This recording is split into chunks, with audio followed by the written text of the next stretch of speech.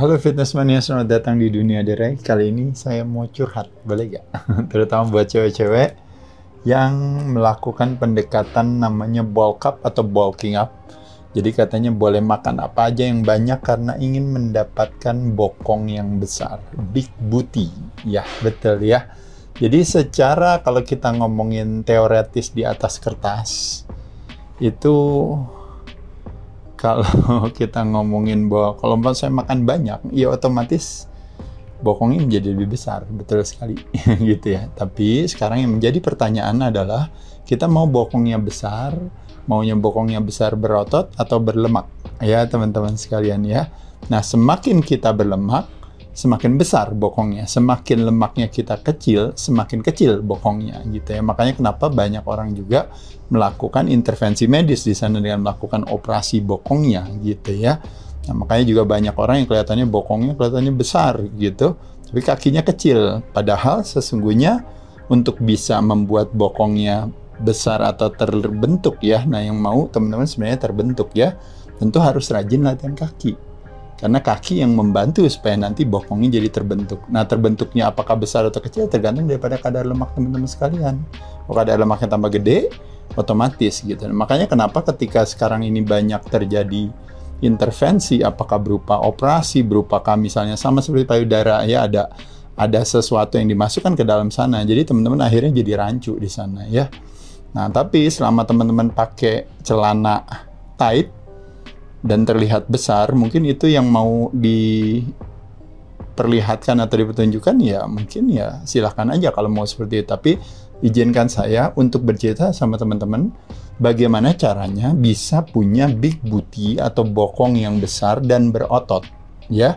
Nah, besarnya nanti tergantung daripada teman-teman bisa nanti melihatnya, biasanya nanti akan di-display pada saat kalau sebagian dari teman-teman melakukan aktivitas pertandingan fitness gitu ya, jadi terlihat gitu ya. Jadi bukannya itu kalau sekedar hanya cuma pakai celana aja, sama besarnya bisa gak? Sama besarnya bisa gitu, tapi kan kualitasnya kan kita nggak ada yang tahu ya. Nah, jadi saya izin sekali lagi ingin meluruskan kembali. Jadi sekarang wanita tiba-tiba orang bilang, yang tadinya badannya udah bagus, tiba-tiba sekarang kok jadi kayak gemukan, kenapa? Karena dia bilang, iya karena saya mau gedein booty, jadi makanya saya bulking up.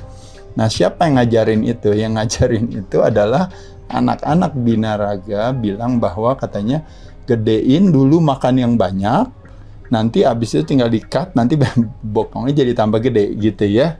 Secara teori mungkin sounds good on paper gitu, kayak gitu. Kedengarannya seperti itu. Gedein aja badannya kayak saya misalnya, oh ya makan aja yang banyak, bulking up, lalu latihan, nanti tinggal cut down.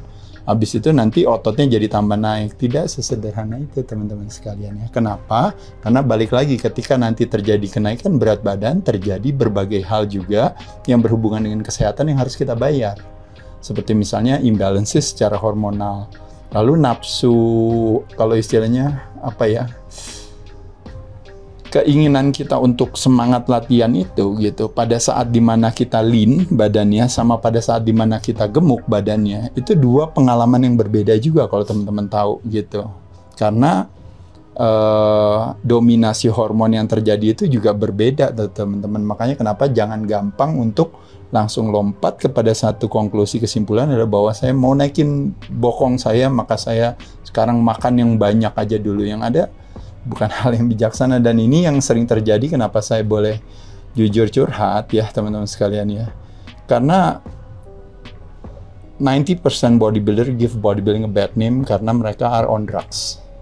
Nah, jadi kalau orang yang on drugs menggunakan atau menyalahgunakan obat performance enhancement ya, anabolic steroids dan sebagainya, jadi mereka butuh makan ancur dulu tuh teman-teman, makan ancur dulu untuk nanti setelah itu, nanti dengan obat tersebut mereka bisa cutting down. Problemnya kalau teman-teman lakukan dengan cara natural dan alami, kalau teman-teman makan sembarangan supaya naikin berat badan nanti habis itu buat turunin, teman-teman hanya buang waktu di sana. Karena begitu makan banyak nanti harus turunin, udah makannya banyak perlu biaya, nanti pas diturunin perlu biaya lagi dan kerja keras lagi dan baliknya ke tempat yang sama. Percaya deh saya bilang. Nanti teman-teman akan bisa rasakan ya. Jadi sekali lagi maksud saya, yang kita lakukan justru kita balik. Kita dari bawah, kita pelan-pelan kita naikkan. Misalnya kalau kita berbicara soal konsekuensinya terjadi kalori surplus tadi misalnya untuk menjadi prasyarat. Itu sebenarnya bukan prasyarat, tapi kalori surplus akan menjadi konsekuensi. Sama seperti kita diet, puasa, kita kontrol karbo, prioritas protein, maka kalori defisit menjadi konsekuensi, bukan kalori defisit yang menjadi strateginya atau prasyaratnya, bukan. Ya, jadi teman-teman sekali lagi, energi kita naik ya. Kita berharap kalau kita makannya tadi banyak, maka otomatis ditranslate dengan latihannya lebih berat. Ini aja udah sesuatu yang teman-teman nanti boleh tes. Bener gak ketika saya makannya banyak dan berat badan saya naik, ternyata latihan saya jadi lebih berat. Secara energi level mungkin lebih berat, tapi secara kualitas latihan cenderung orang kalau gemuk pasti lebih slow down, lebih males. Nah, hati-hati di sana. Tapi intinya kurang lebih itu. Tujuan daripada bulking up adalah berharap bahwa dengan energi yang berlebihan yang kita konsumsikan, kita jadi latihannya bisa lebih berat. Nah, alasan latihan kenapa harus lebih berat, nah balik lagi. Karena indikator daripada latihan beban adalah load itu sendiri. Makanya itu kan semakin berat beban yang kita angkat akan semakin baik. Nah, makanya kenapa selama gerakannya terkontrol. Makanya kenapa latihannya maunya berat. Makanya kenapa makannya mau banyak. Nah, jenis latihan yang memungkinkan kita untuk bisa mendapatkan load yang terbesar itu adalah kalau kita rajin latihan compound movement. Compound movement adalah apa? Jenis latihan yang kita lakukan yang melibatkan lebih dari satu otot, lebih dari satu persendian. Misalnya kalau kita melakukan aktivitas squats gitu ya. Kalau leg extension berarti cuma satu ototnya yang terlatih, ya which is adalah yang terlatih adalah si otot bagian quadricep anjingnya aja.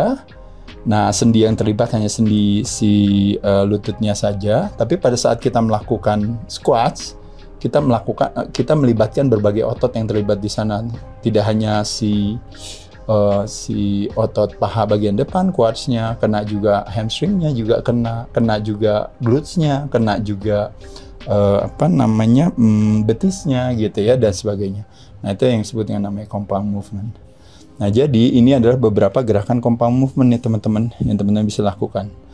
Nah, kalau berbicara squats bisa dilakukan dengan free weights ya. Nah, teman-teman makanya kenapa cewek-cewek banyak rajin melakukan free weights, itu udah bagus ya.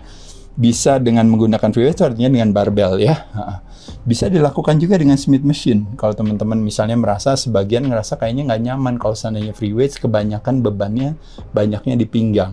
Teman-teman bisa lakukan dengan Smith machine dengan beban yang lebih ringan, tapi teman-teman bisa range of motion-nya lebih jauh, lebih ke bawah. Teman-teman bisa lakukan dengan Smith machine. Atau dengan menggunakan dumbbell. Apakah dengan posisi goblet squats, atau dengan posisi dumbbellnya ditaruh di bawah, lalu teman-teman melakukan aktivitas tersebut. Karena sebagian merasa kalau seandainya ditaruh bebannya di bawah, mungkin lebih kerasanya di glutesnya, di bokongnya lebih kerasa ya. Nah, untuk Smith machine khusus untuk glutes, teman-teman boleh menggunakan pijakannya berupa seperti sumo squat ya. Dengan gerakan sumo squat, maka pada saat gerakan sumo squat, kalau teman-teman kita lihat dari balik sini, gerakan sumo squat seperti ini. Nah, teman-teman bisa fokus pada saat naik ke atas, squeeze at the top of the movement. Nah, jadi di squeeze bokongnya. Jadi fokusnya ke bokongnya, bukan fokusnya ke pahanya ya. Jadi dibuka gerakannya seperti itu. Nah, teman-teman bisa dengan Smith machine atau dengan menggunakan dumbbell free weight sekalian ya. Lalu selain itu juga leg press, teman-teman ada yang leg pressnya 45 derajat yang biasa ya, atau juga yang melakukan dengan yang namanya vertikal leg press, berarti dia ke atas, tembak ke atas. Kalau ada alatnya teman-teman silahkan. Nah, teman-teman di situ bermainnya di apa? Di posisi pijakan. Pijakannya kalau posisinya seperti ini, memungkinkan teman-teman untuk lebih banyak melibatkan otot si bokongnya tadi ya. Kalau teman-teman posisinya seperti ini, teman-teman lebih banyak melibatkan otot quadricepsnya. Begitu rapat masuk, quadricepsnya kena. Begitu buka lebar, maka yang terkena banyaknya lebih ke bokongnya ya. Jadi posisi kaki sangat berpengaruh sekali. Itu juga teman-teman bisa lakukan ya. Nah, selain itu juga sama sisi squats, lalu hack squat, lalu pendulum. Ini juga adalah beberapa, kalau tadi leg press yang bergerak adalah bebannya. Nah, kalau sekarang kitanya yang bergerak ya. Jadi kalau kayak sisi squat itu kayak istilahnya kayak kitanya yang lebih bergerak ya, kitanya yang maju, bebannya atau tumpuannya yang diam. Nah ya, tapi kurang lebih konsepnya sama nggak? Sama. sama tadi leg press kurang lebih konsepnya sama. Bisakah dilakukan juga? Bisa juga. Mesti latihan betis juga? Mesti latihan betis juga. Kalau kita latihan betis sambil berdiri, standing, itu yang kena yang namanya si gastrocnemius, itu namanya si es krimnya kalau lutut itu ya, kan ada gini ya bentuknya. Nah, kalau soleusnya yang di sininya, ini kakinya ya. Nah, kan betisnya ya, betisnya ke sini, ini kakinya. Ini kakinya orang. Dari belakang posisinya ya. Nah, nggak bisa gambar ya saya ya. Nah, kurang lebih gini lah ya. Jadi kalau teman-teman lihat di sini ya, jadi ini ada gambar hati di sini ya, begitu kita melakukan aktivitas seperti ini. Jadi ini yang disebut namanya gastrocnemius, itu es krimnya. Kalau ini yang disebut dengan namanya ini sikonnya. Ini namanya soleusnya. Nah, jadi kalau kita posisi kaki kita bengkokkan, teman-teman yang kena adalah sikonnya. Kalau kita berdiri yang kena adalah si betisnya ya. Teman-teman bisa lakukan ini. Cuma di betis teman-teman mesti boleh lebih bijaksana untuk mengatur bebannya, karena kalau bebannya terlalu berat nanti kadang-kadang harus menanggung itu adalah pergelangan kakinya. Nah, jadi bebannya ringan aja sedang, teman-teman boleh bermain karena betis itu banyak ototnya yang disebutnya namanya 1A atau slow twitch fiber. Jadi fokusnya lebih ke stamina karena biasa kebanyakan dipakai buat lari, berjalan, naik sepeda dan sebagainya. Makanya responnya well dengan high repetition ya, teman-teman bisa lakukan itu. Jadi makanya kenapa betis latihannya bisa 20 kali, 20 reps per satu setnya. Sedangkan yang lainnya karena kaki itu lebih banyak 2A-nya, maka kenapa latihannya di antara 6 sampai 12. Hamstring ini adalah otot paha bagian belakang kalau teman-teman juga. Nah, itu teman-teman bisa lakukan latihannya karena biasanya cewek tuh lemaknya banyaknya ada di sana. Itu sama ya teman-teman. Jadi latihannya namanya leg curl. Jadi hamstring ini adalah bicepnya daripada kaki kita. Nah, bicep itu sepertiga daripada 2/3-nya adalah tricep. Nah, jadi sama juga sepertiga kaki kita adalah si hamstring. 2/3-nya adalah si quadricepsnya itu tadi. Nah, jadi hamstring bisa dilakukan dengan ada alatnya berdiri, standing, ada yang bongkok, prone, ada juga yang sambil duduk baru ditarik ke bawah. Ini namanya seated sambil duduk, standing sambil berdiri, prone sambil membungkuk. Ini yang disebut namanya leg curls ya. Atau melakukan gerakan yang namanya stiff leg deadlift. Jadi gerakannya seperti ini ya. Jadi kayak deadlift, cuma stiff leg, kakinya di stiff, tegap. Pas turun, pinggangnya juga tegap juga. Makanya pada saat turun, terjadi yang kerasa adalah si hamstringnya. Tapi kalau pinggangnya di round back waktu kita turun, maka yang bekerja adalah otomatis si lower back kita ya. Jadi teman-teman, ini ada beberapa latihan yang teman-teman bisa lakukan untuk melatih kekuatan otot bokong kita ya. Ini yang paling populer. Ada gak yang lain-lainnya lagi? Ada. Salah satu yang paling populer di sini yang saya belum sebut itu yaitu adalah yang disebut dengan yang namanya hip thrust ya. Itu populer, bisa dengan menggunakan mesinnya sekarang ada, bisa dengan menggunakan si barbelsnya ya. Tapi kebanyakan teman-teman latihannya cuma ini aja terus sendiri gitu, yang lainnya malah nggak dilatih. Sayang sekali ya. Kalau dilatih semuanya termasuk si hip thrust tadi, maka teman-teman akan mendapatkan bokong yang optimal sekali itu teman-teman ya. Itu satu hal yang bagus. Jadi minimal latihannya 2 kali dalam seminggu latihan kaki itu, atau bisa sampai 4 kali seminggu juga nggak ada masalah. Teman-teman boleh membaginya dengan membagi misalnya latihan bokong sendiri, latihan quad sendiri, latihan paha depan sendiri, latihan paha belakang sendiri. Misalnya teman-teman mau bagi itu silahkan aja. Atau membaginya dengan apa? Kali ini saya banyakin hip thrust, nanti saya banyakin sumo squat dengan Smith machine, ntar sekali waktu saya banyakin dengan free weights. Atau pada saat squat sendiri sama hip thrust digabung. Nanti pada saat leg press digabung sama hack squat misalnya sendiri gitu ya. Teman-teman silahkan aja kreatif dalam melakukan aktivitas, karena ini yang paling utama nih teman-teman sekalian ya. Bukannya boleh makan apa aja. Saya ngomongin ini nanti habis ini kita bahas ya soal latihannya. Lalu ini yang tadi saya katakan tadi, masing-masing jenis latihan ini kurang lebih 3 sampai 6 set ya, karena ototnya kita banyak ya. Jadi bisa lakukan 3 sampai 6 set per jenis latihan tadi,